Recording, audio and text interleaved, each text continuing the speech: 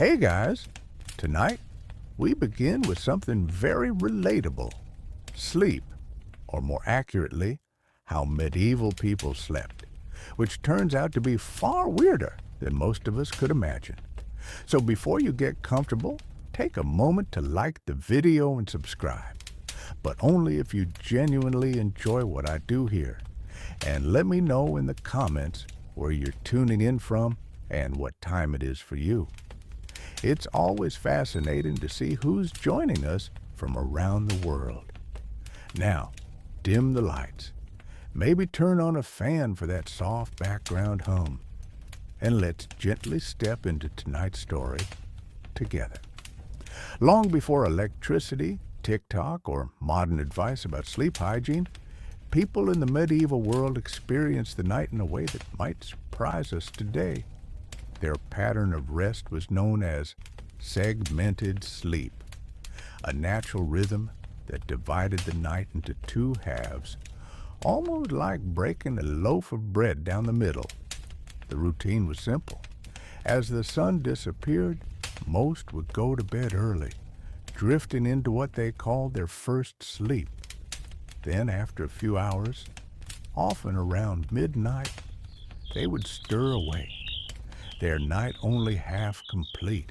They would wake quite deliberately and spend an hour or two in quiet activity, what we might call medieval midnight multitasking. But to them, this was not insomnia or restlessness. It was simply the natural rhythm of sleep.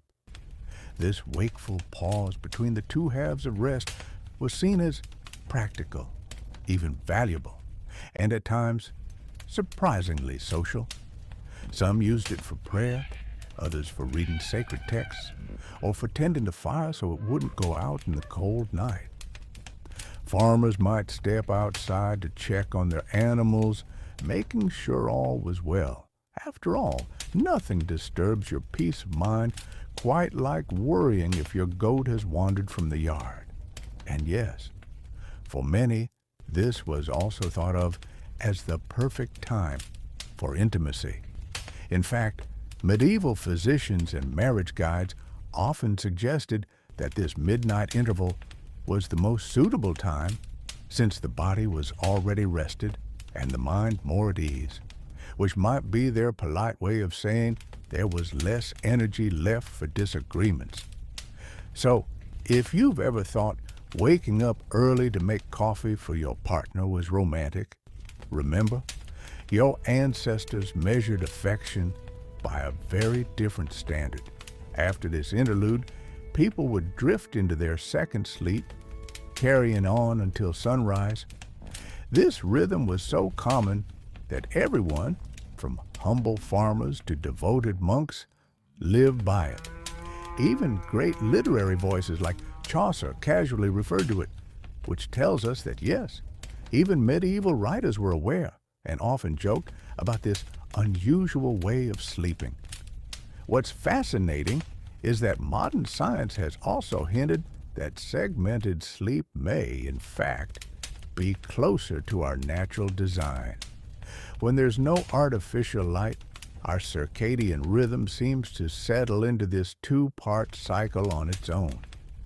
So the next time you find yourself staring at the ceiling at 2 a.m., don't panic. Instead, think of it as history whispering back to you. The watch has begun. Perhaps imagine tending an imaginary fire and know you're simply living the way countless generations once did. It wasn't until the industrial age arrived, with its factories, gas lamps, and an almost obsessive fear of wasting time, that society began insisting on 8 solid, unbroken hours of rest, as though sleep itself were a competitive sport measured by endurance. But in the medieval world, stirring awake in the middle of the night wasn't seen as failure or a problem. It was simply the rhythm of life, a schedule everyone followed whether they wanted to or not. And speaking of rest, let's turn to where people actually laid their heads. Not the plush beds we know today, with thread counts, memory foam, cooling gels, and advertisements promising the perfect night's sleep. Instead, the medieval bed was more of an approximation, practical, simple, and often nothing like what we'd expect, soft and cloud-like. But in medieval Europe, a bed was rarely a luxury.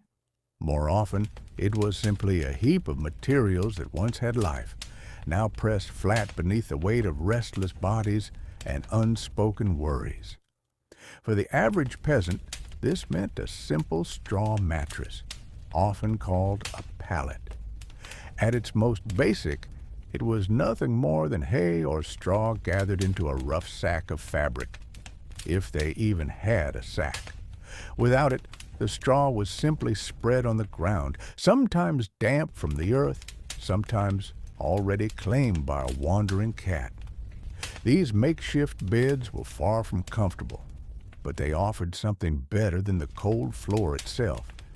And in those times, better than nothing was often the closest one could get to comfort, because the alternative was simply the bare floor. Straw was cheap, easy to find, and surprisingly good at keeping out the chill. But it came with its own companions. Insect, the occasional wandering mouse often made their homes in these makeshift mattresses. Sleeping on them required a kind of cautious stillness. If it itched, you ignored it. If something nipped at your skin, you shifted slightly and carried on, hoping for the best. Families with a little more means, or at least stronger backs, sometimes placed their straw pallet on a wooden frame. It didn't make the bed much more comfortable, but it did help keep the dampness and most of the critters away. In its own small way, it was an upgrade, the medieval version of moving from economy to premium. At least slightly reduced your chances of waking up with beetles in your ear. As for linens, those were a rare luxury. Most people simply slept in the very clothes they had worn throughout the day. Pajamas, as we think of them, didn't exist. Neither really did the concept of personal space. Entire families often shared the same sleeping area, parents, children, perhaps even a grandparent, all tucked together on the same straw pile. If the night grew too warm, you might simply roll into your cousin's elbow and call it rest. The nobility, of course, lived differently. They slept on large wooden frames with feather mattresses, fine embroidered sheets, and heavy blankets.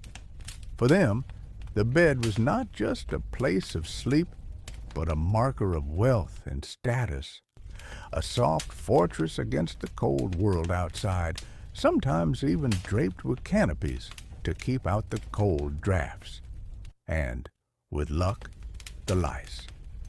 These beds were considered so valuable that they were often passed down through wills. You might not inherit land, but you could end up with Aunt Matilda's suspiciously lumpy feather mattress. For most ordinary medieval people, though, a bed was never about comfort. It was about surviving the night, staying warm, keeping away from the chickens, and perhaps, if fortune allowed, dreaming of someday being wealthy enough to rest on something that didn't squawk or rustle beneath you. And when we hear the phrase nightcap today, we picture a cozy little drink before bed. But in the medieval world, today, when we say nightcap, we usually imagine a little whiskey, a cozy fire, and maybe a questionable choice or two before bed. But in the Middle Ages, a nightcap wasn't a drink at all. It was a hat. A very real, often rather silly-looking piece of fabric whose main job was to keep your head from freezing while you slept. You see, insulation wasn't exactly a medieval specialty. Stone walls, drafty thatched roofs, and windows made of thin animal horn or oiled parchment weren't great at keeping warmth inside. And as for central heating, well, back then that was called a dog curled up at your feet. To keep their heads warm at night, because, yes, most body heat slips away through the scalp, medieval folks turned to the humble nightcap. These little hats came in all sorts of shapes and sizes, but the most famous version was long and pointy, like something a wizard might wear if he also swept chimneys on the side. They were usually stitched from wool, linen, or honestly, whatever scrap cloth could be spared without upsetting the family goat. For men, it was simply a practical tool against the cold. For women, the nightcap sometimes did double duty, acting as a modest covering as well. The coif, or simple head wrap, pulled double duty, keeping the chill off while also hiding hair that, let's be honest, hadn't been properly scrubbed since last Lent. But nightcaps weren't just about warmth. They carried social meaning too. In certain regions, married women were expected to keep their heads covered at all times. Yes, even while asleep. And these caps could be more than plain cloth. They were sometimes embroidered, dyed, or decorated to quietly announce a family's wealth or social standing, because nothing says status symbol quite like going to bed with what amounts to a little banner stitched onto your forehead. In larger towns and cities, the nightcap even became a kind of social signal. If someone answered the door wearing one, it was basically their polite medieval way of saying, "I'm not available for chit-chat." Translation: this hat means go away. Nightcaps were usually paired with nightshirts, long, loose tunics that were the medieval equivalent of pajamas. Think Ebenezer Scrooge, but without the ghostly life lessons. They weren't stylish, they weren't flattering, and sometimes they were even a fire hazard. But they got the job done. Back then, sleepwear wasn't about romance. It was about staying warm, staying modest, and trying not to burst into flames. Today, if you end up sharing a bed with strangers, it's probably thanks to a red-eye flight, a reckless camping plan, or some questionable Airbnb booking. But in medieval Europe, this wasn't weird at all. It was just standard practice. Picture this. You're a pilgrim on the road, a merchant hauling goods,